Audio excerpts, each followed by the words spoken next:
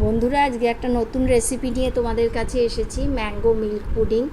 আমি প্রথমে আমের পাল্প বের করে নিয়েছি, নিয়ে এইভাবে ফুটিয়ে নিচ্ছি।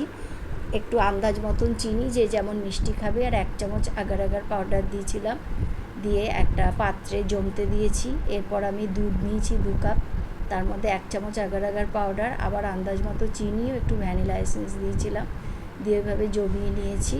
এবার ওই আমগুলো কিছুক্ষণ পরে জমে গেছে, তো তুলে নিয়েছি। এবার এই দুধটা আমি 1 মিনিট মতো ফুটিয়ে ওই জমে যাওয়া আমটাকে এর মধ্যে দিয়ে দিচ্ছি, দিয়ে ভালোভাবে মিক্সড করে নিচ্ছি। নেবার পরে এরপরে একটা পাত্রের মধ্যে এটা জমতে দেবো। মোটামুটি আধ ঘন্টা মতন ফ্রিজে রাখলে এটা জমে যাবে। তারপরে একটা বাটিটা উল্টো করে একটু ট্যাপ করে নিলে তৈরি হয়ে যাবে ম্যাঙ্গো মিল্ক পুডিং। তোমরা কারা কারা এইভাবে তৈরি করো আমাকে কমেন্ট বক্সে অবশ্যই জানাবে।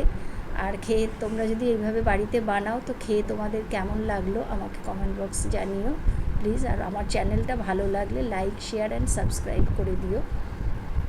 এই দেখো বন্ধুরা, কি সুন্দর হয়েছে। এইভাবে আমি তৈরি করেছিলাম সেদিনকে। আমার বাড়িতে গেস্ট এসেছিল, তো তারা প্রত্যেকেই খেয়ে খুব প্রশংসা করেছে। একটা নতুন জিনিস তোমাদের সঙ্গে আমি শেয়ার করলাম। এই যে কাটার পরে জিনিসটা এরকম হয়েছে, এবং তারপরে আমি এইভাবে পরিবেশন করেছি। ভিডিওটা শেষ করলাম আমি এখানে।